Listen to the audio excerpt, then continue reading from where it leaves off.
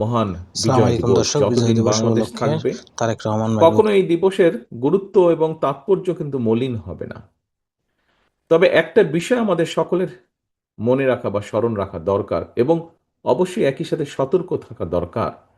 সেটা হলো বাংলাদেশের মহান যে মুক্তিযুদ্ধ,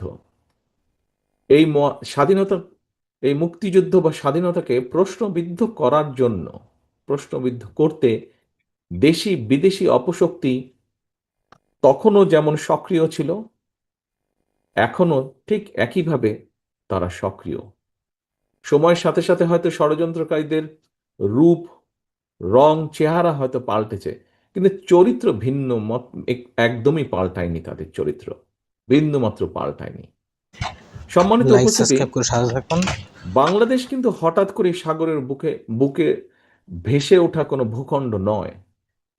এখানে সকল বক্তা বলেছেন, যারা আলোচনা করেছেন, আলোচকবৃন্দ সকলেই বলেছেন, লাখো শহীদের আত্মত্যাগ আর অসংখ্য মা বোনের সম্মানের বিনিময়, সম্ভ্রমের বিনিময় বাংলাদেশ নামক এই ভূখণ্ডটি আমরা অর্জন করেছি, এই স্বাধীনতাটি আমরা অর্জন করেছি। স্বাধীনতা এবং মুক্তিযুদ্ধের সেই গৌরবময় পুরো ভিডিও ইতিহাস দেখতে থাকুন নিয়ে বন্ধুরা। রচিত হয়েছে অসংখ্য গল্প, কবিতা, বই রচিত হয়েছে। অনেকেই হয়তো জানেন, স্বাধীনতা এবং মুক্তিযুদ্ধের পূর্বাপর ঘটনা বলে নিয়ে স্বাধীনতার ঘোষক, বাংলাদেশের স্বাধীনতার ঘোষক শহীদ রাষ্ট্রপতি জিয়া রহমানের নিজের লেখা কিন্তু একটি প্রবন্ধ রয়েছে এবং সেটির নাম একটি জাতির জন্ম। এই নিবন্ধনটি বা প্রবন্ধটি আমাদের স্বাধীনতা এবং মুক্তিযুদ্ধের ইতিহাসের একটি অনন্য দলিল। সম্মানিত উপস্থিতি, পতিত পলাতক একটি চক্র শুধুমাত্র নিজেদের হীন দলীয় স্বার্থে বাংলাদেশের স্বাধীনতা এবং মুক্তিযুদ্ধের ইতিহাসের বিকৃতি ঘটিয়েছিল। স্বাধীনতা এবং মুক্তিযুদ্ধের ইতিহাসকে চেষ্টা করেছিল তারা, করেও ছিল, অনেক ক্ষেত্রে দলীয় ইতিহাসে তারা পরিণত করেছিল। আর এই অপরামদর্শী অপচেষ্টার কারণেই পরিস্থিতির সুযোগ নিয়ে এখন আবার মুক্তিযুদ্ধের পরাজিত একটি চক্র বিজয়ের নতুন ইতিহাস রচনার অপচেষ্টা তারা করছে। প্রিয় ভাই বোনেরা, পরাজিত চক্রকে মোকাবেলায় প্রতিশোধ, প্রতিহিংসার পরিবর্তে বিজয়ের সফল প্রতিটি মানুষের ঘরে পৌঁছে দেবার জন্য স্বনির্ভর সমৃদ্ধ একটি গণতান্ত্রিক বাংলাদেশ প্রতিষ্ঠাই হোক এবারের বিজয় দিবসে আমাদের অঙ্গীকার।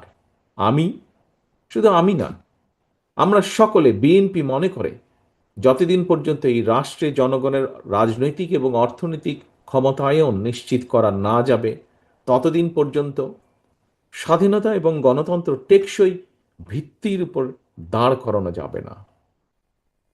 সম্মানিত উপস্থিতিবৃন্দ, বাংলাদেশের স্বাধীনতা অর্জনের পর থেকে আজ পর্যন্ত যতবার দেশের গণতন্ত্র হুমকির সম্মুখীন হয়েছে, আমরা দেখেছি ততবারই দেশের স্বাধীনতা, সার্বভৌমত্ব হুমকির সম্মুখীন হয়েছে।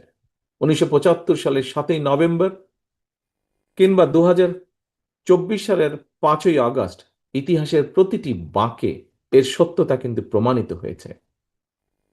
কখনোই জনগণকে ক্ষমতাহীন করে রাষ্ট্রযন্ত্র কখনোই ক্ষমতাশীল হয়ে উঠতে পারে না। জনগণকে ক্ষমতাবান করার পূর্ব শর্তই হচ্ছে, যা সব সময় বলে এসেছি আমরা, পূর্ব শর্তই হচ্ছে জনগণের সরাসরি ভোটে জনগণের কাছে দায়বদ্ধ, জনগণের কাছে জবাবদিহিমূলক রাষ্ট্র ও সরকার প্রতিষ্ঠা। এবং এ কারণেই বিএনপি সব সময় রাষ্ট্র এবং সরকারে জনগণের অধিকার প্রতিষ্ঠা করতেই যে কোনো মূল্যে দেশে অবাধ, সুষ্ঠু এবং নিরপেক্ষ নির্বাচন অনুষ্ঠানের পক্ষে সকল সময় দৃঢ় অবস্থান গ্রহণ করেছে। এই দেশের, বাংলাদেশের জনগণ সাক্ষী, কারণে অকারণে, শর্তের পর শর্ত জুড়ে দিয়ে কিংবা নানা অজুহাতে বাংলাদেশের স্বার্থ বিরোধী একটি চক্র নির্বাচন অনুষ্ঠানের পথে বারবার নানা রকম বিঘ্ন সৃষ্টির অপচেষ্টা তারা চালিয়ে যাচ্ছে, এখনো চলছে ক্ষেত্র বিশেষে। আল্লাহ রহমতে আলহামদুলিল্লাহ, সব রকম বাধা উপেক্ষা করে প্রায় 1.5 দশকেরও বেশি সময় পর নির্বাচন কমিশন শেষ পর্যন্ত জনগণের সেই কাঙ্ক্ষিত জাতীয় নির্বাচন অনুষ্ঠানের তারিখটি ঘোষণা করেছে। তবে প্রিয় ভাই বোনেরা, সতর্ক থাকতে হবে, ষড়যন্ত্র কিন্তু এখনো থেমে নেই।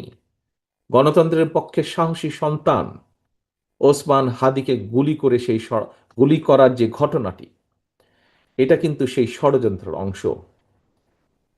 কি ছিল ওসমান হাদির অপরাধ? একজন রাজনৈতিক কর্মী হিসাবে আমার মনে যে প্রশ্নগুলি দেখা দিয়েছে, এই কয়েকটি প্রশ্নের জবাবের মধ্যেই আমার মনে হয় গণতান্ত্রিক জনগণের সামনেও এই যে এই ঘাতকদের চরিত্র স্পষ্ট হয়ে উঠবে। আমার মনে একজন রাজনৈতিক কর্মী হিসাবে যেই প্রশ্নগুলো দেখা দিয়েছে, এক, বর্তমান অন্তর্বর্তীকালীন সরকার বা সরকারকে যদি ব্যর্থ করা যায়, কারা তাহলে খুশি হবে? দুই, নির্বাচন ছাড়াই বর্তমান অন্তর্বর্তীকালীন সরকারকে বহাল রাখা গেলে কারা লাভবান হবে? তিন, দেশে জনগণের ভোটে জনগণের সরকার প্রতিষ্ঠিত না হলে কাদের লাভ?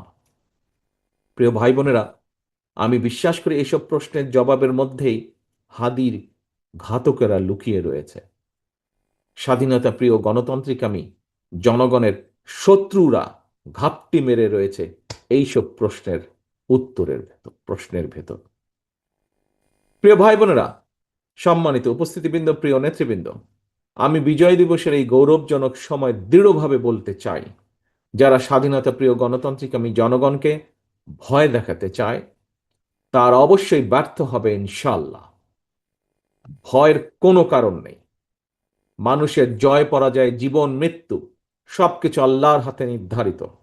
সুতরাং আল্লাহর উপরে ভরসা রেখে আমরা সকলে যদি ঐক্যবদ্ধভাবে জনগণের অধিকার প্রতিষ্ঠার মিছিল এগিয়ে নিয়ে যেতে থাকি, ইনশাল্লাহ ষড়যন্ত্রকারীরা অবশ্যই পিছু হটতে বাধ্য হবে। 1971 সালে প্রমাণিত হয়েছে, 2024 সালে প্রমাণিত হয়েছে, 1975 সালের 7ই নভেম্বর 90-এ স্বৈরাচার বিরোধী আন্দোলন, প্রতিটি আন্দোলন সংগ্রামে প্রমাণিত হয়েছে, জনগণ ঐক্যবদ্ধ থাকলে জনতার বিজয় কেউ ঠেকিয়ে রাখতে পারে না। আমি দৃঢ় কণ্ঠে বলতে চাই, নির্ধারিত সময় নির্বাচন ইনশাল্লাহ অনুষ্ঠিত হবে। আসন্ন নির্বাচনকে সামনে রেখে গ্রামে গঞ্জে, শহরে বন্দরে, নগরে, বাজারে, মহল্লায়, অলিগলিতে, রাজপথে জনগণের নিজেদের অধিকার প্রতিষ্ঠার এই নির্বাচনে মিছিলে আমিও আপনাদের সঙ্গে থাকব ইনশাল্লাহ। প্রিয় ভাই বোনেরা, আসন্ন জাতীয় নির্বাচন কিন্তু কেবলমাত্র একটি এক্সপেরিমেন্ট বা এক্সপেরিয়েন্স অর্জনের নির্বাচন নয়। লাইক সাবস্ক্রাইব প্লিজ বন্ধুরা। সম্মানিত মহাসচিব সাহেব, আজকের